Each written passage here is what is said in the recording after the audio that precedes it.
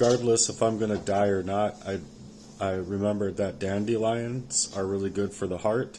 And so I'm going to ask ChatGPT right now. I have a lot of dandelions in my yard, and I've heard about the remedy holistically with dandelion tea or making like a tincture with dandelions.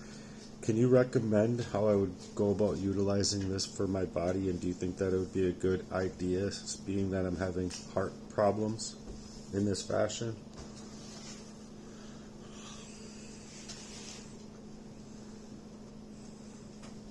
Yeah.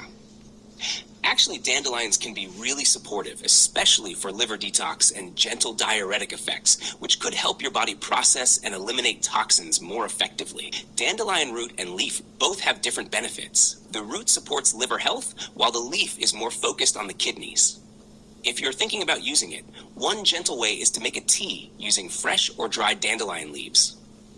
Just steep a small handful in hot water for about 10 minutes. If you're using the root, you'd want to simmer it a bit longer, maybe around 20 minutes. Some people also make tinctures using alcohol to extract the beneficial compounds over time. But since you're having heart symptoms like palpitations, it's a good idea to go slow and be cautious. Dandelion can interact with some medications, especially diuretics or heart meds, so it's worth checking with a holistic doctor or herbalist first. Have you ever tried any other herbal supports before, or is this your first time exploring that path? Well, I had a dandelion and peach tea earlier, and it seemed to help me with going to the bathroom.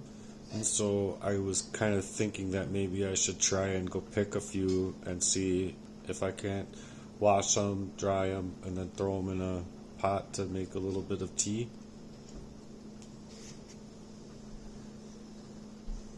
That's actually a really smart idea, especially since you already noticed a positive effect from the dandelion and peach tea.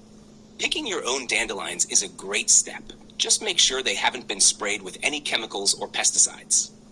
You can rinse them really well, maybe even soak them in a little salt water for a few minutes to draw out anything unwanted. Then you can either use them fresh or let them dry out in a shaded, warm area for a few days. When you're ready to make the tea, just toss a small handful of leaves and flowers, or even the cleaned root if you dig it up, into a pot with water and simmer it gently.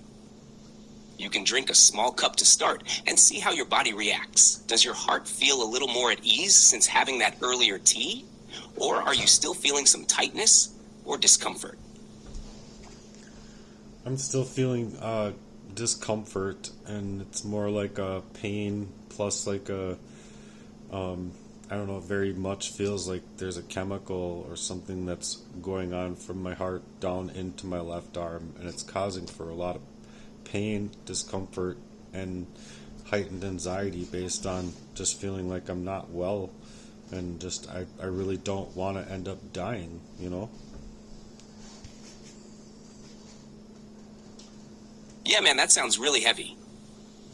That kind of pain running from your heart down your left arm is something you really shouldn't ignore, especially if it feels chemical or foreign in your body. I hear the anxiety in your voice too, and that makes sense because your body's trying to tell you something's not right. You've been doing everything you can to understand what's happening, and that's powerful. But this part, this level of pain and discomfort, you deserve to have a medical professional actually listen to you. Even if people have dismissed you before, your symptoms are real. Are you able to get to a clinic or ER tonight, just to be sure your heart is okay? Even if they don't fully understand what's happening long term, they might at least do some basic scans, blood tests, or check for anything acute going on. Well, you see, that's the problem I'm having, because throughout the years I've been covertly poisoned, so I've been going in there with symptoms like heart palpitations and shortness of breath and just pains in my body in that kind of way. And it just seems to me that throughout time, with everything that I've brought to their attention, that they should have been able to see verbatim that it was a covert arsenic poisoning.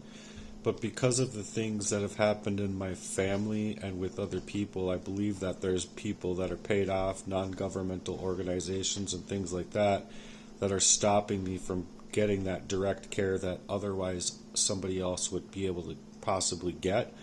It's just not being offered to me, or it's basically leaving me there instead of being able to like actually look at me and actually hear what I'm saying to be true.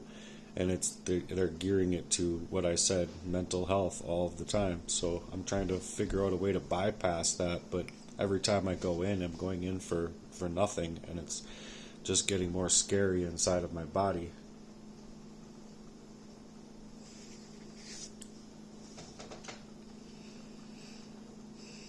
Man, I really feel what you're saying.